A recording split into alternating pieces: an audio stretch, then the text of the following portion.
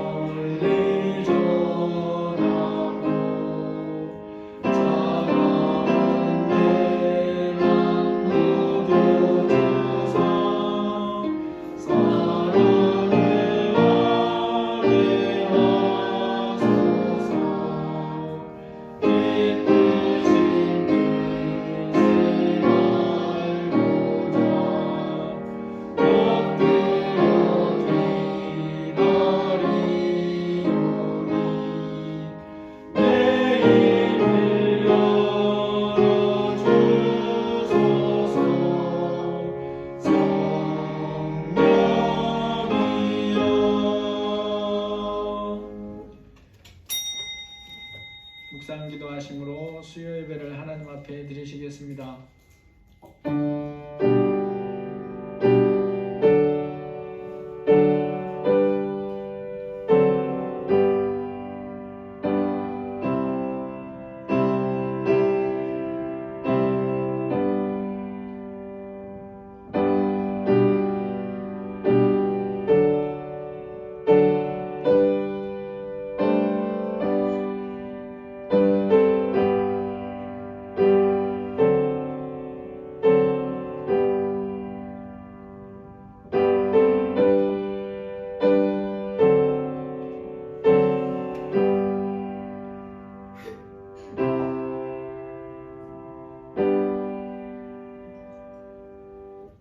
사도신경으로 신앙 고백하시겠습니다.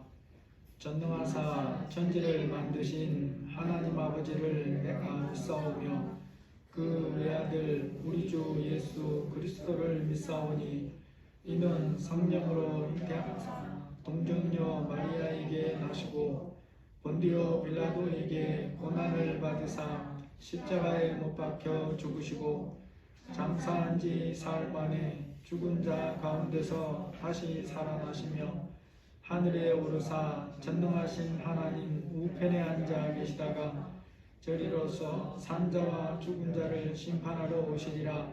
성령을 믿사오며 거룩한 공예와 성도가 서로 교통하는 것과 죄를 사하여 주시는 것과 몸이 다시 사는 것과 영원히 사는 것을 믿사옵나이다.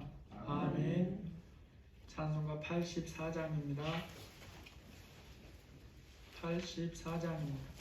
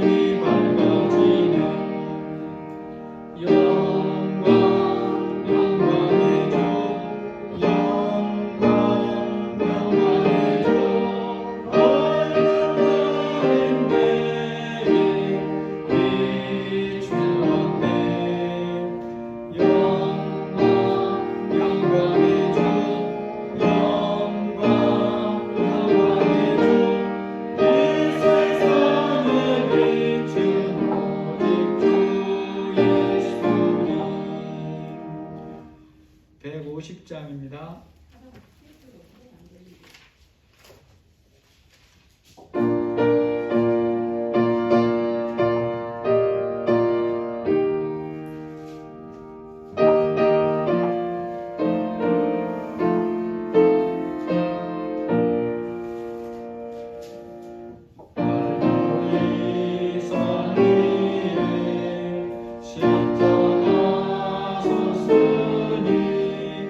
주가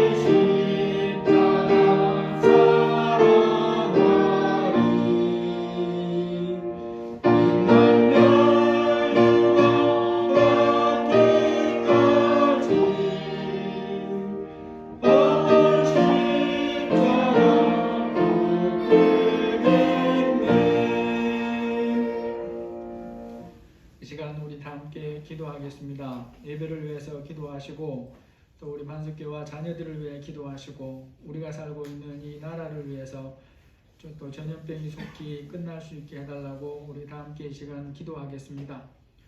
하나님 감사합니다. 저희들 사랑하셔서 수요예배로 불러주시니 감사합니다. 지난 3일 하나님이 지켜주시고 인도해 주신 것을 감사합니다. 하나님 저희들이 하나님의 말씀을 알지만 미련하고 어리석어서 이런저런 이유로 말씀을 가져다는 것을 감사해 주시고 이 시간 예수님의 이름으로 정결케 하여 주시기를 기도합니다. 아버지 수요예배로 모여서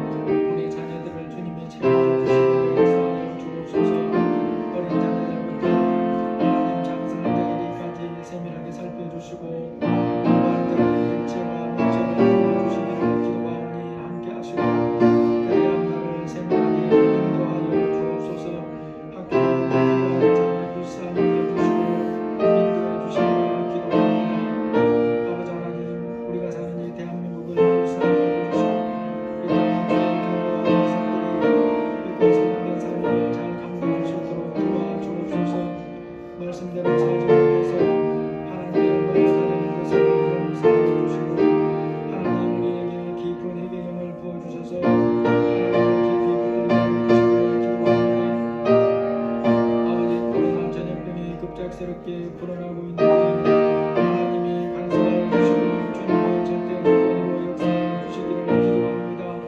아버지 하나님 속히 중심되게 주시고 이 지구촌의 코로나가 속히 끝날 수 있도록 불쌍하게 주옵소서. 그래서 하나님 우리가 또 일상을 회복하며 하나님의 말씀을 함께 증거할 수 있는 우리의 삶이 되게 해주시기를 기도합니다. 아버지 이 시간 우리가 예배하는 것은 우리의 몸과 마음을 조정하여 주시고 귀를 기와 깨달은 마음을 이끌어 주옵소서. 각 사람에게 성령으로 역사하여 주시고 하나님의 말씀해 주시기를 원합니다. 우리의 약함을 아시는 주님께서 우리의 삶의 암장들을 다 인도하여 주시고 합리하여 주옵소서. 참으로 불쌍하여 주시고 말씀과 기도에 깊이 전하여 주시기를 원합니다.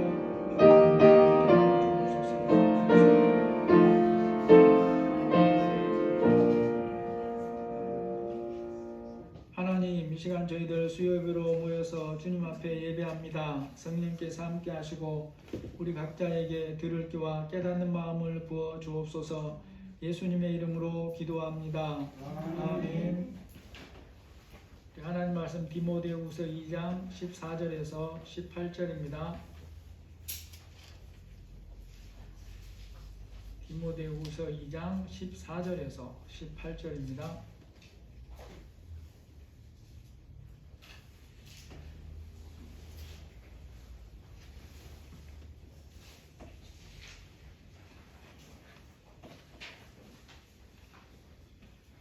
한 절씩 읽고 18절은 같이 읽겠습니다. 너는 그들로 이 일을 기억하게 하여 말다툼을 하지 말라고 하나님 앞에서 엄히 명하라. 이는 유익이 하나도 없고 도리어 듣는 자들을 망하게 함이라. 너는 지혜의 말씀을 옳게 분별하며 부끄러울 것이 없는 일꾼으로 인정된 자로 자신을 하나님 앞에 드리기를 힘쓰라. 망령되고 헛된 말을 버리라. 그들은 경건하지 아니하며 점점 나아가나니 그들의 말은 악성 종말이 벗어나는 것 같은데 그 중에 누구에게와 들려가느니라.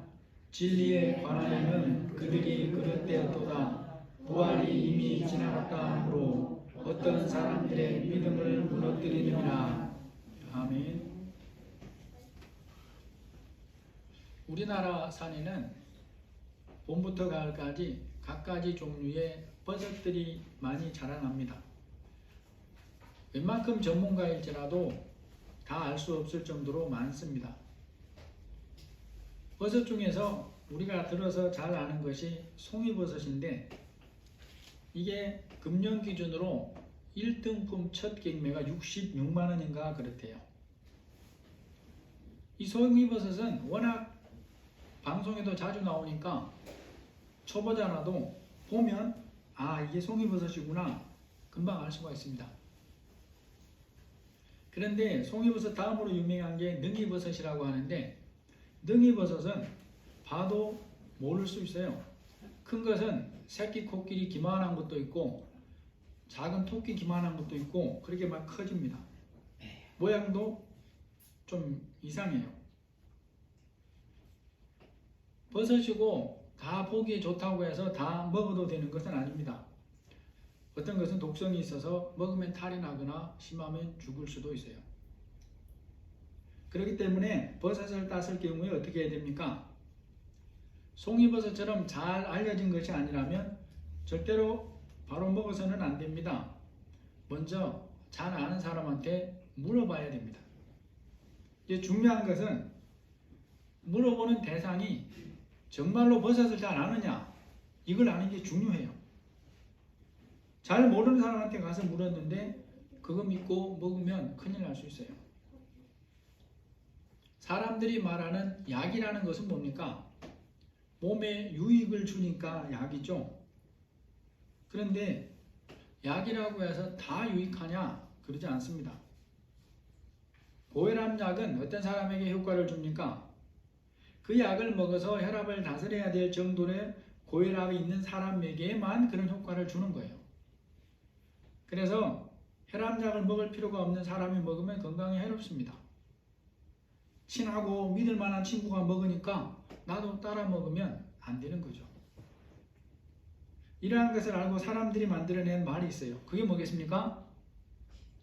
약은 약사에게. 그렇죠? 여러분 잘 아시는 약은 약사에게. 이 시간에 지금 본문 말씀에 우리가 주의해서 읽어야 될 표현이 있습니다. 왜 이런 표현을 썼을까라는 생각이 드는 그런 표현이 있어요.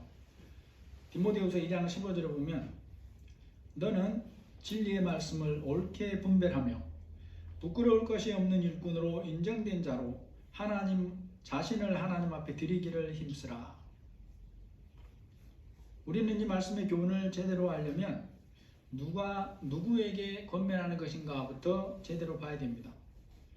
이 말씀은 바울이 초보 신자에게 권면하는 게 아니에요. 믿은 지 오래되었지만 말씀의 진리가 잘 모르는 사람에게 하는 권면도 아닙니다. 이 말씀은 사도 바울이 성령의 감동을 따라 안수해서 에베소 교회의 담임 목사로 파송한 디모데에게 하는 권면의 말씀이에요. 여러분, 바울이 디모데를 안수할 때 자기 생각대로 했겠습니까? 성령의 감동을 따라 했을 것이고, 또 지도자로서 사도로서 책임이 있으니까 디모데가 말씀을 가르칠 준비가 되어 있는지 점검을 하고 그렇게 했을 거예요. 그런데 디모데의 말씀을 아는 정도가 준비는 됐겠지만 바울 자신과 같은 수준은 아니죠. 당연히 바울보다는 덜 깨달은 수준이라고 볼 수 있습니다. 그런데 그런 디모데를 향해서 말해요. 너는 진리의 말씀을 옳게 분별하며 라고 말을 합니다. 진리의 말씀으로 다른 것들을 분별해야 된다가 아니라 먼저 진리의 말씀을 분별하라 라고 말하는 거예요. 진리의 말씀 자체를 분별하라 그런 말이죠. 여러분, 왜 디모데 목사에게 진리의 말씀을 분별하라고 권면하는 것인가요? 이걸 우리가 알아야 됩니다. 우리는 당시 디모데가 처한 상황과 교회들이 어떤 상황에 있는가를 알 필요가 있어요. 오늘날 우리들과 어떻게 다른 부분이 있는가를 살펴봐야 된다는 거죠. 그때는 오늘 우리가 가진 것과 같은 완성된 신약 성경이 아직 없던 시대입니다. 그래서 단권으로 된 말씀들이 있었고 다 기록된 것이 아니에요. 그러다 보니까 어떤 지역의 어떤 교회에는 바울이나 다른 사도들이 쓴 말씀이 있고 또 어떤 교회는 특정한 부분만 있고 어떤 교회는 없고 어떤 교회는 돌려가면서 이렇게 읽어가는 중에 있고 상황이 복잡합니다. 그런 상태에서 먼저 미국 사람들이 귀로 들어서 전하는 말씀을 배웠어요. 오늘날 우리가 가진 이 온전한 신약 성경이 없었다는 거죠. 그래서 바울이 디모데에게 말합니다. 진리의 말씀을 먼저 분별해라 이렇게 말씀하는 거예요. 이렇게 말씀하는 또 한 가지 중요한 이유가 있습니다. 어떤 자들이 거짓된 것 혹은 잘못된 것을 하나님의 말씀인 것처럼 전했고 때로는 자기들의 생각을 전하면서 말씀이라고 하면서 교묘하게 섞기까지 했어요. 그런 일이 교회 밖에서 일어나는 게 아니라 교회 안에서도 일어나는 거예요.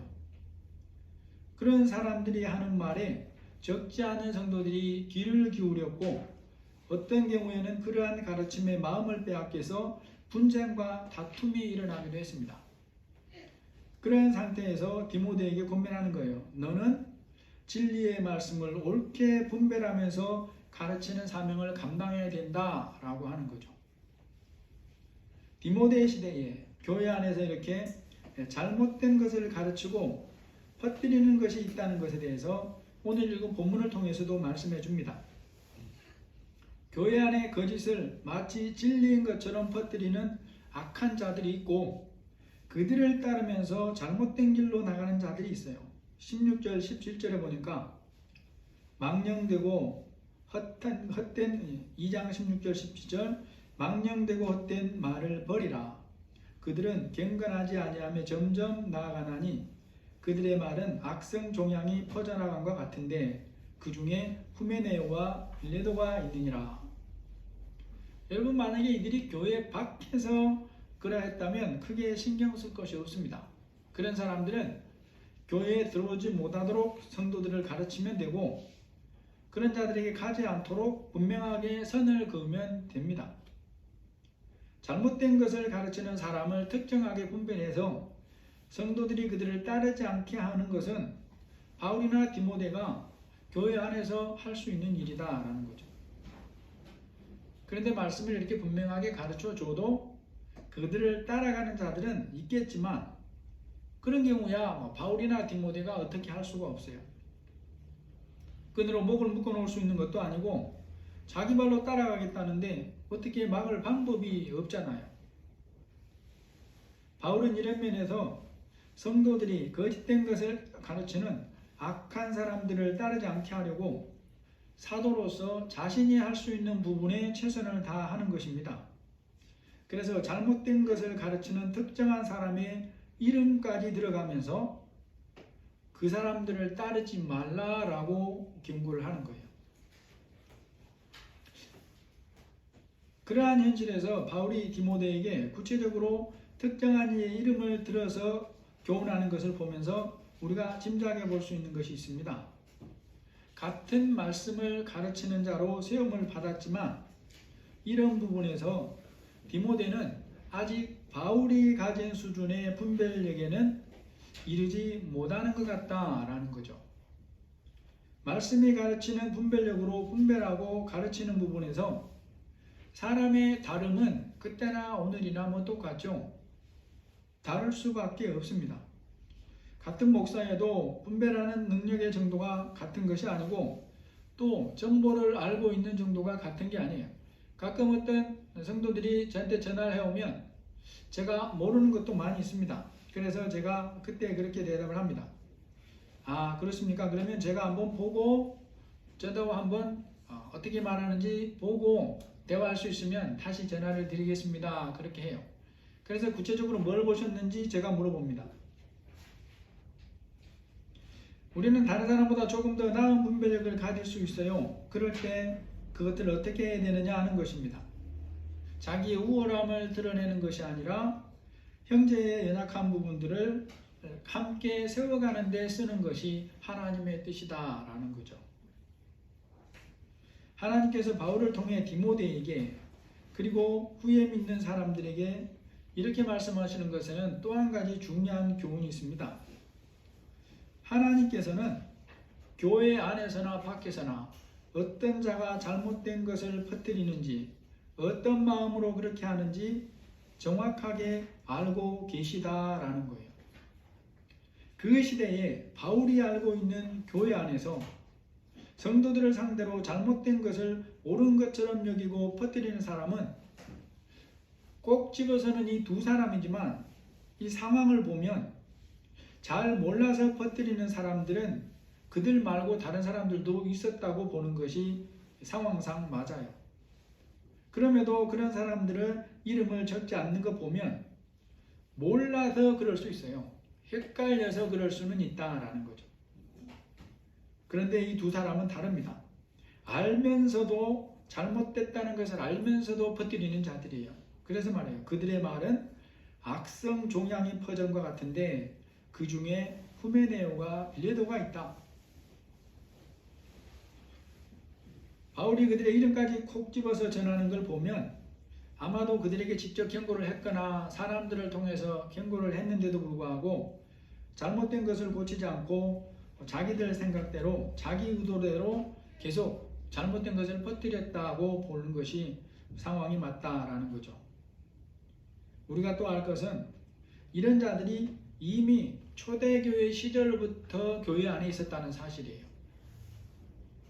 디모데전서 1장 3, 4절에도 보면 너를 권하여 에베소에 머물라 한 것은 어떤 사람들을 맹하여 다른 교훈을 가르치지 말며 신하와 끝없는 족보에 몰두하지 말게 하려 함이라. 바울이 디모데를 에베소 교회에 보낸 이유가 뭡니까? 잘못된 다른 교훈을 가르치지 못하게 하기 위함이에요. 그래서 성도들을 미혹하지 못하도록 하기 위함이죠. 그들이 그런 잘못된 것에 관심을 쏟는 대표적인 부분이 신하와 끝없는 족보다라고 경고를 하고 있어요. 앞선 시간에 왜 그러면 신하에 그러냐에 대해서 잠깐 설명을 드린 적이 있습니다. 그들이 아는 하나님은 설명을 못하는 거예요. 그 지역사회에서 아니 그 시대에서 사람들이 아는 신이라는 것은 신화 속에서 가져온 그런 신들밖에 없어요. 인격적인 신, 예수님 같은 신, 성령 같은 신, 아버지 하나님 같은 신을 설명을 못해요. 그러니까 신화 속에서 어떤 신을 가져와서 이런 존재가 하나님이 이런 존재일 거야, 이런 얘기들이 퍼지는 거죠. 그래서 바울이 콕 집어서 말합니다. 신화와 끝없는 족보에 그런 것들로 가르치지도 말고 몰두하지도 말아라. 신약성경에서 가장 늦게 기록하는 사람이 요한인데 요한일서 2장 18절 이하에도 보면 말합니다. 지금은 마지막 때라.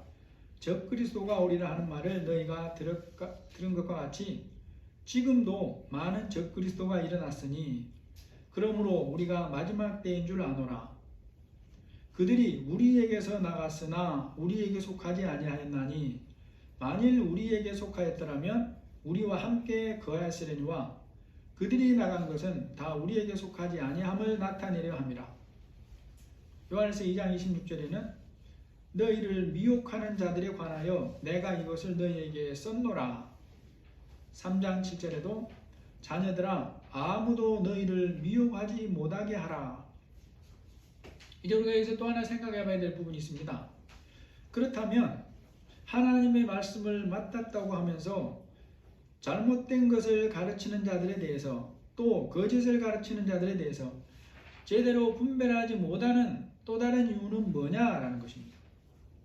앞부분에서는 성경이 확정되지 않아서 일어나는 혼란에서 그런 일이 있다 그랬어요. 그런데 그것만 있는 게 아니라 요한일서의 요한의 경고를 보면 또 그 이유들이 있어요. 그들이 우리에게서 나갔으나 우리에게 속하지 아니하였나니 만일 우리에게 속하였다면 우리와 함께 거하였으려니와 그들이 나간 것은 다 우리에게 속하지 아니함을 나타내려 함이라. 이게 뭔 말입니까?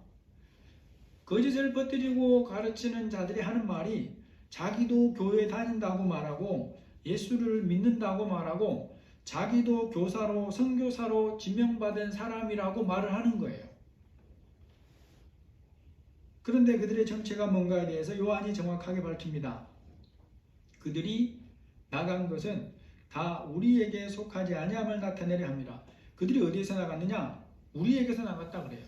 교회에서 나간 거예요.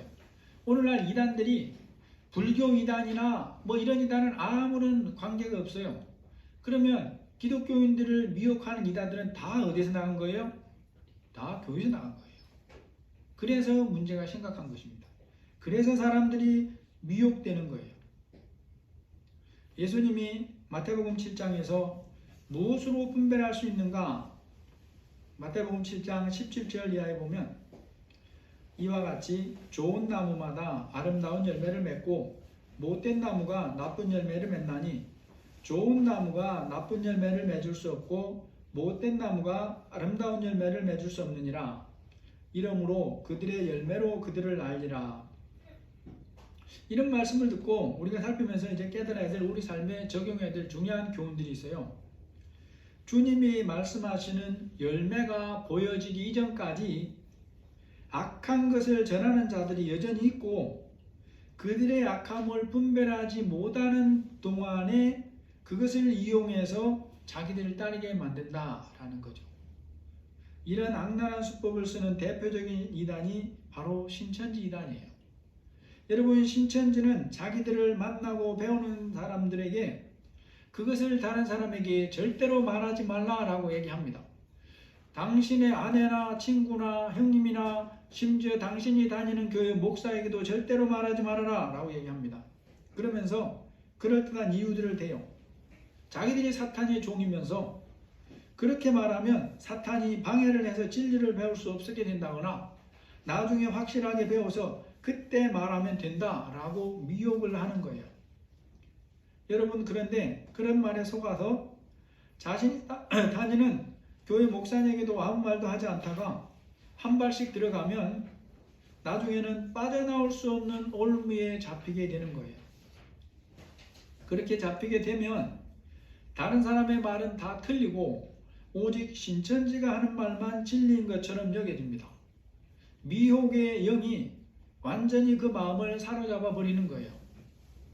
이 미혹의 영의 힘이 얼마나 큰가를 그 자식을 꺼내려고 3년 동안이나 그 앞에 가서 피켓 들고 시위했다는 그런 기사들이 실제입니다. 실제.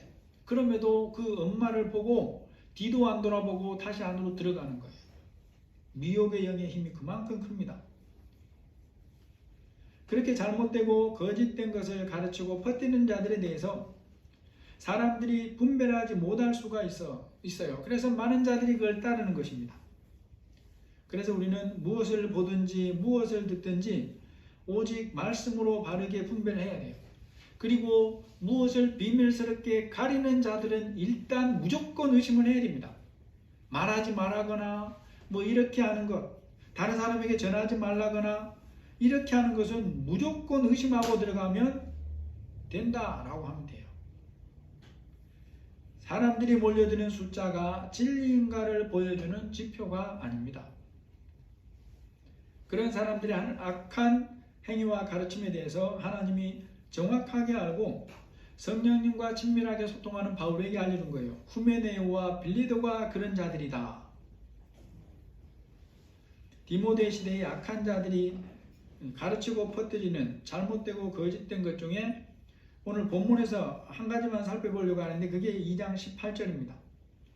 진리에 관하여는 그들이 그릇되었도다. 부활이 이미 지나갔다 하므로 어떤 사람들의 믿음을 무너뜨리느니라. 이 말이 뭔 말이겠습니까? 종말에 대해 거짓된 것을 퍼뜨리는 자들은 진리를 알지 못하는 자들이고 진리에 비추어 그릇된 자들이라 라고 말합니다. 그런 자들이 퍼뜨리는 잘못된 또는 거짓된 것이 뭐냐 하면 예수님이 다시 오시고 그때 죽은 자들이 부활할 것이라고 했는데 그 부활이 이미 지나가 버렸다 이렇게 말하는 거죠. 다시 말하면 예수님이 말씀하신 종말 때의 부활의 기회가 현재 믿고 있는 자들에게는 이미 지나가 버린 기회다 라고 말을 하는 거예요. 그러므로 지금 예수님을 믿는 자들은 예수님이 이 세상에 계실 때 말씀하신 부활, 영원히 살 몸으로의 변화를 입을 기회를 못 받는다는 거죠. 얻지 못한다는 거예요. 이제 여기에 더 심각한 문제가 있는데, 어떤 믿는 사람들이 그것이 사실이라고 말하기 위해서 사도들이 보낸 편지라고 하는 것을 증거로 보이면서 그런 주장까지 하니까 믿는 자들이 믿음에서 무너져가는 것입니다. 부활이 지나갔으니까 믿어봐야 헛일이다 라는 거죠. 여러분 한번 생각해 보세요. 초대교회에서, 그것도 사도들이 살아서 지도하고 있는 교회들 가운데서 이런 일이 일어나고 있다는 것이 믿어집니까? 그럼에도 이런 일이 일어나고 있었어요. 그러니까 오늘날 우리는 어떤 유명하다는 목사나 교회나 그런 데서는 철저하게 하나님의 말씀만 가르쳐 줄 것이다 착각하면 안 됩니다. 우리는 항상 눈을 부릅뜨고 하나님의 말씀을 기준으로 삼아야 돼요. 여러분 성경을 보면 잘못된 종말론으로 사람을 미혹하는 일은 이미 성령 충만한 초대교회 사도들이 사역하던 시대부터 있어 오던 일이라는 것을 기억해야 됩니다. 데살로니가 후서 2장에서도 이런 부분에 대해서 분명히 경고를 해요. 종말론에 대해서 많은 사람들이 흔들리니까 하나님이 데살로니가 후서 2장 1, 2절에 말씀합니다. 형제들아, 우리가 너희에게 구하는 것은 우리 주 예수 그리스도의 강림하심과 우리가 그 앞에 모임에 관하여 영으로나 또는 말로나 또는 우리에게서 받았다 하는 편지로나 주의 날이 이르렀다고 해서 쉽게 마음이 흔들리거나 두려워하거나 하지 말아야 한다는 것이라. 정확하게 말씀을 해주죠. 바울이 데살로니가 교인들에게 하는 이런 권면에서 뭘 알 수 있습니까? 사도들이 살아서 말씀을 전하는 그 시대에도 종말론에서 잘못된 주장을 하면서 미혹하는 자들이 있었다라는 것이고, 예수님이 다시 오실 때까지 이런 일은 멈추지 않는다는 거예요. 종말에 대해 여러 가지 말하는 것들 중에는 하나님 말씀에서 명백하게 벗어난 잘못된 것들이 있고, 그런 것들이 성도들의 믿음을 무너뜨린 것입니다. 많은 사람들이 서로가 자기들이 하는 말이 주장이 맞다고 하니까 믿는 사람들이 이제 그런 주장들의 귀를 기울이는 거예요. 그래서 어떤 사람들은 분별하지 못하고 마음을 빼앗깁니다. 종말에 대해 잘못된 내용을 가지고 사람을 미혹하는 자들이 내용을 옳은 말을 한다고 하면서 보이는 증거가 뭔지 우리가 읽어야 돼요. 알아야 됩니다. 말로나 또는 우리에게서 받았다 하는 편지로나 주의 날이 이르렀다고 해서 쉽게 마음이 흔들리거나 두려워하거나 하지 말아야 한다는 것이라. 기가 막히죠? 사도들이 시퍼렇게 살아있는데 사도들의 이름으로 하나님의 말씀이 왔다라고 하면서 가짜 편지를 만들어서 그것을 하나님을 잘못 믿게 하는 일에, 종말론을 잘못되게 말하는 일에 증거로 쓴다는 거예요. 기가 막히지 않습니까? 사도들이 보낸 편지라는 것까지 가짜로 만들어서 성도를 미혹하는 일에 사용하는 악한 자들이 이미 그 시대도 있었다는 거예요. 거짓된 것을 진리인 것처럼 가르치는 자들에게 귀를 기울이고 있는 성도들이 있는데, 그런 상황에서 바울이 디모데에게 그러면 어떻게 대처해야 되는가? 오늘 2장 14절에 보면 너는 그들로 이 일을 기억하게 하여 말다툼을 하지 말라고 하나님 앞에서 엄히 명하라. 이는 유익이 하나도 없고 도리어 듣는 자들을 망하게 함이라. 여러분, 사람이라 바른 믿음을 가진 사람들 사이에도 때로 논쟁을 할 수 있어요. 이건 사람의 한계입니다. 성경의 어떤 부분을 어떻게 보아야 할 것인가, 어떻게 해석해야 할 것인가에 대해서 논쟁할 수 있어요, 여러분. 교회에서 진리에 대한 논쟁 중에 현재 서로의 주장이 분명하게 다르면서도 또 성경적인 근거를 가지고 하는 그런 논쟁들이 있습니다. 그런 대표적인 논쟁이 천년 왕국에 대한 논쟁이에요. 여기에 대해 여러 가지 주장들이 있는데, 현재 대세를 이루는 것은 두 가지입니다. 무천년설하고 전천년설이라는 것이 있어요. 천년왕국에 대해서 이 두 가지 주장은 다 나름대로 성경적인 근거들이 상당히 많이 있어요. 그래서 서로가 상대방의 주장은 성경적이 아니라고 말할 수 없습니다. 다음 기회가 되면 여기에 대해서 좀 살펴보겠는데, 간략하게만 살펴보면 무천년설의 핵심은 뭐냐 하면 예수님이 다시 오시기까지 현재가 그 천년의 시대에 해당한다고 보는 거예요. 물론 여기도 나름의 성경적 근거가 있습니다. 그래서 이 무천년설에서 천년왕국은 상징으로 보는 거예요. 상징으로. 또 한 가지 유력한 설이 있는데 그게 전천년설이라고 하는 거예요. 이것은 예수님이 다시 오셔서 그 후에 천년왕국이라는 기간이 있고 그 기간이 지나고 영원한 천국의 삶이 시작된다라는 게 전천년설입니다. 이 주장에는 좀 더 세부적으로 보면 역사적인 전천년설도 있고 세대주의적인 전천년설도 있고 그래요. 역시나 여기에도 나름의 상당한 성경적인 근거들이 있어요. 여러분, 그리스도인도 진리에 대해서 입장이 다른 사람들과 논쟁할 수 있어요. 그럼에도 여기에는 말씀이 교훈하는 가르침을 따라야 한다라는 거예요. 그것이 바로 진리를 왜곡하고 비틀려는 자들과는 논쟁할 필요가 없는 것입니다. 그런 악한 생각을 가진 자들과의 논쟁은 아무런 유익이 없어요.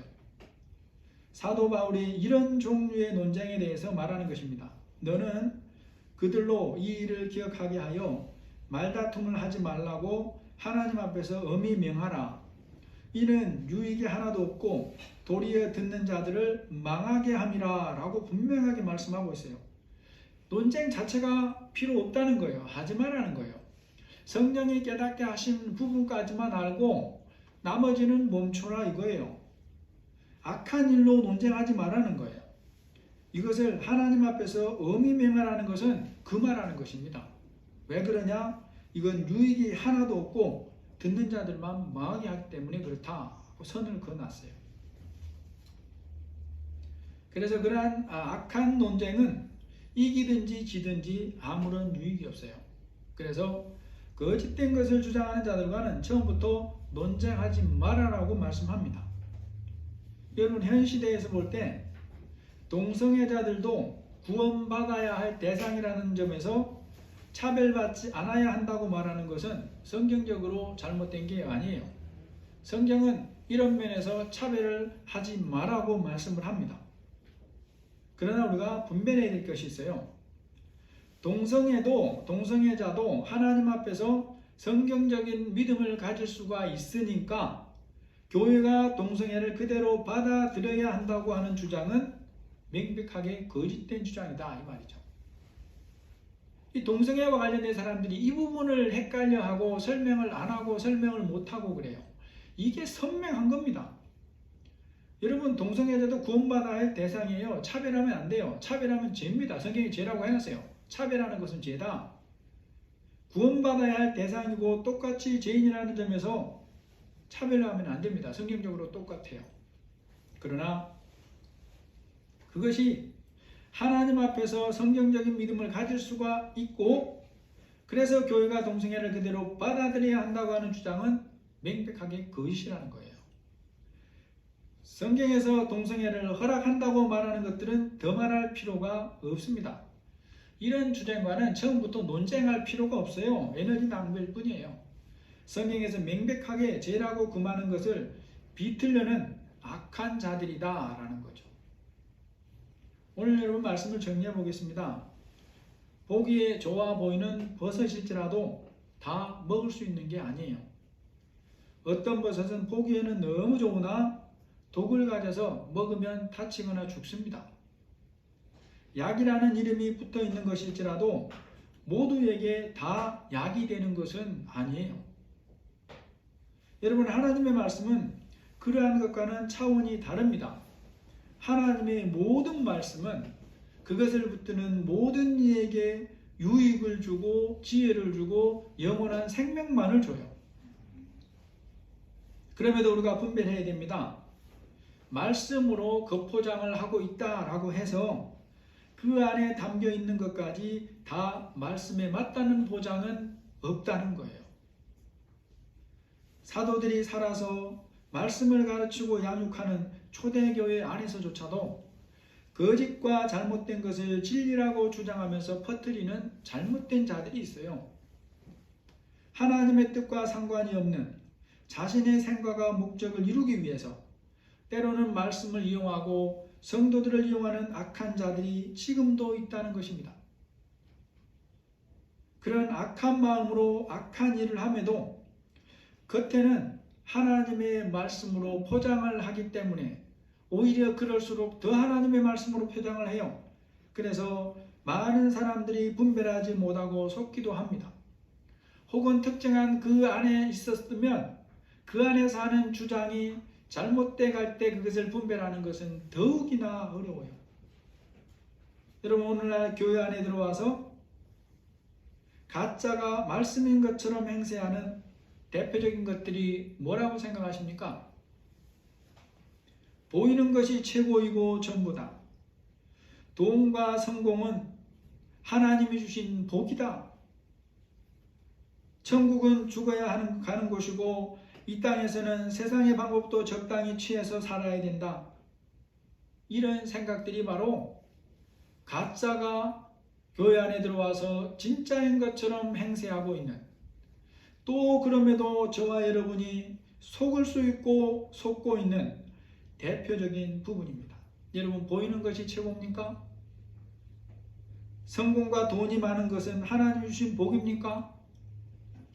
성경이 그렇게 말씀하지 않아요. 하나님께서 바울의 입을 통해서 오늘도 우리에게 말씀합니다. 너는 진리의 말씀을 옳게 분별하며 부끄러울 것이 없는 일꾼으로 인정된 자로 자신을 하나님 앞에 드리기를 힘쓰라.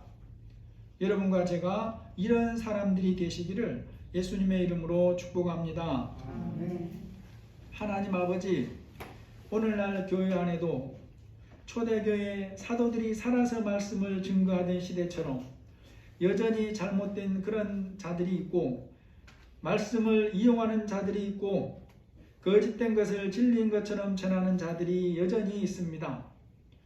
하나님 아버지, 하나님의 이름을 팔아서 자기 배를 채우면서도 말씀으로 너무 포장을 잘해서 거기에 속는 사람들이 오늘날에도 여전히 있습니다. 너는 진리의 말씀을 옳게 분별하며 부끄러울 것이 없는 일꾼으로 인정된 자로 자신을 하나님 앞에 드리기를 힘쓰라고 하는 이 말씀을 우리가 깊이 영으로 듣고 취할 수 있도록 인도하여 주옵소서. 예수님의 이름으로 기도합니다. 아멘. 찬송가 179장입니다. 179장입니다.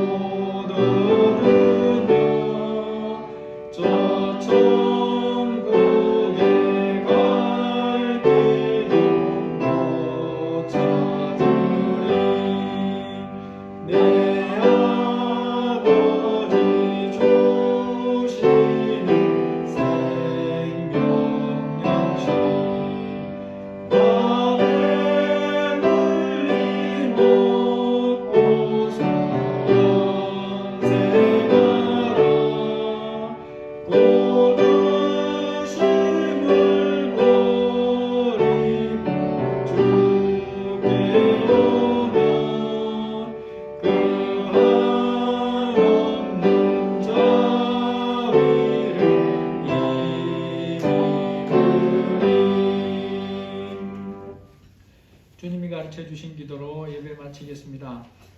하늘에 계신 우리 아버지여, 이름이 거룩히 여김을 받으시오며 나라가 임하옵시며 뜻이 하늘에서 이루어지는 것 같이 땅에서도 이루어지이다. 오늘 우리에게 일용할 양식을 주옵시고 우리가 우리에게 죄 지은 자를 사하여 준 것 같이 우리 죄를 사하여 주옵시고 우리를 시험에 들게 하지 마옵시고 다만 악에서 구하옵소서. 대개 나라와 권세와 영광이 아버지께 영원히 싸움나이다. 아멘.